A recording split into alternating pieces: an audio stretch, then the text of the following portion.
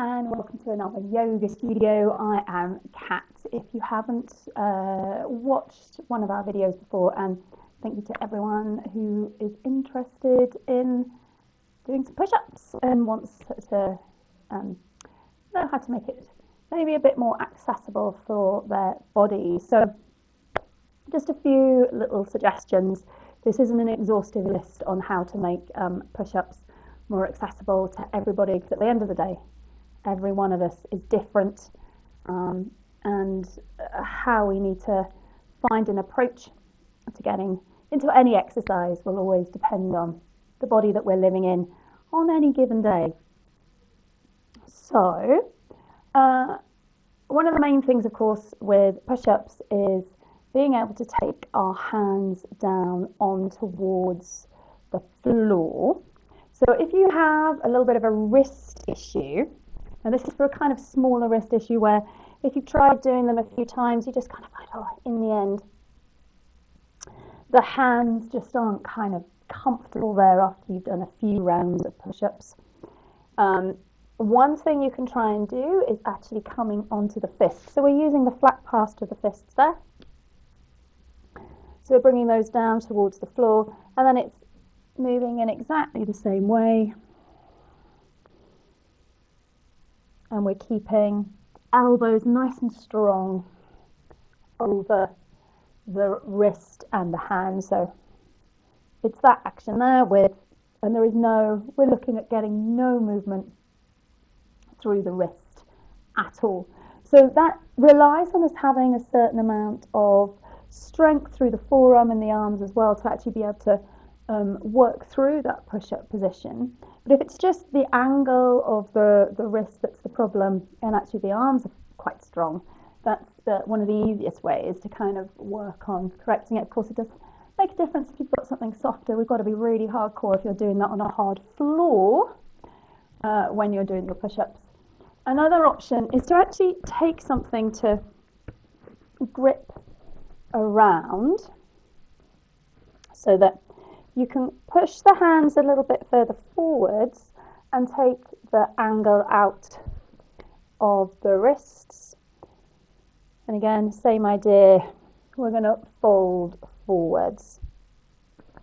So I've got my hands in like a gripped position going around my mat rather than in a hand flat position. Of course, it doesn't have to be a rolled up mat. This is just something that I've got. It could be a foam roller or a couple of cans or something like that you could hold on to. Anything that you can kind of grip, or a rolled up towel or something that you can put your hands around. You can have your arms ever so slightly in front of the shoulders, because that just releases a little bit of the angle.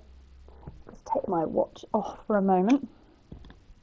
That just takes a little bit of the angle out of the wrist, and then it's exactly the same idea. I'm going to bring my chest forwards, my nose forwards, and I'm coming that way through there.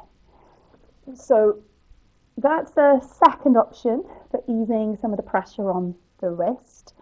Now, if that's still not working for you, we can actually come up towards the wall. So I'm actually going to lean on my shelf for now, just so that I've not got my back to you, but you can do this on a flat wall there. I mean, any work surface. Again, I mean, if you've got a bit of a work surface that you can put your hands in a slightly rounder position, that might make it a little bit easier, being in that 90-degree angle position on the wall. We want to stand so that we are arm's length away from whatever surface that we're leaning on, and we're going to do exactly the same thing. So we lower towards our wall, towards our work surface, and we push away. So because we have our feet now on the floor, there's much less weight going through the arms, and we can work far more effectively at focusing on getting the movement with the shoulders and the elbows, because we're not struggling to feel the weight through the hands. So this could be another option. Again, if you find that you get back issues or anything like that whilst maybe you're having to build some core strength up to be able to maintain your plank or tabletop position in your push-ups, you can work here, and we've got just a little bit, like I said earlier, a little bit less strength needed to support the body because we are firmly rooted through the feet. So that's 3 options so far. We've got working in our fists with a nice strong wrist position there, just so that we're taking the angle out of the wrist. We've got a little bit of support with something that we can hold, and we're working this way on the floor. Or finally, coming up to standing, leaning against something and working there. So that's 3 options to work with. And then, of course, it's just the position you take. If you are coming down to the mat, the position you take on the floor. And when we're in class, unless we have, someone knows that they've got to work against the wall for whatever reason, we've got 3 options that we choose from to find our push-up position.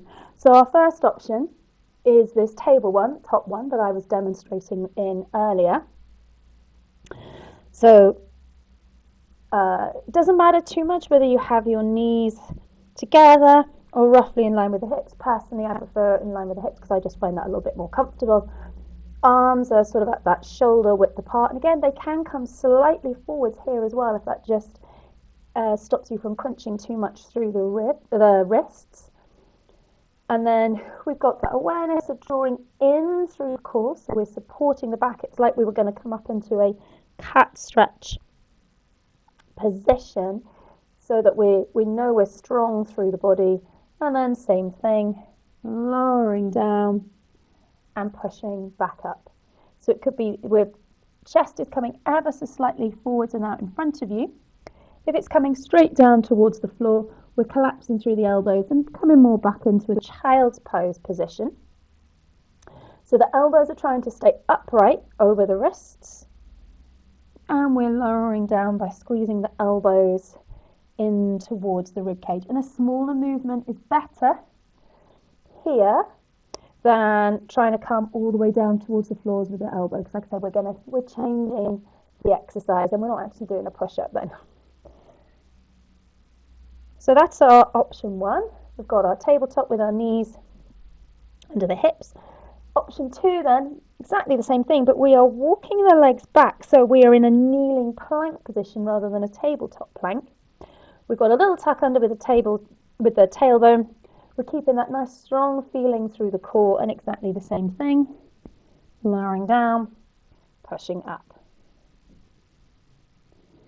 And then, of course, once you've progressed through your different options, you can, of course, take the full plank position there, and that's coming into our traditional push-up exercise that everyone associates push-ups being. So a second round of discussion there then was just changing our push-up position from being on the knees either directly in underneath the hips or coming further behind you into a kneeling plank position rather than the tabletop plank.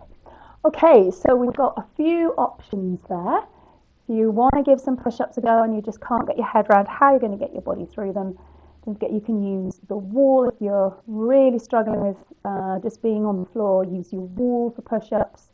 You can change the position of your hands so that we take some of the pressure out of the wrists, so we're not crunching the wrists all the time.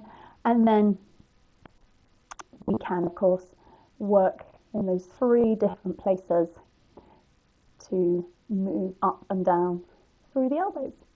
All right, okay, well, I hope you found that useful if you're trying to start to introduce some push-ups into your exercise routine. If you've got any comments or questions, make sure you leave them below. And of course, if you subscribe to the channel now, you'll be able to catch up with me for my next video. All right, take care now. Bye.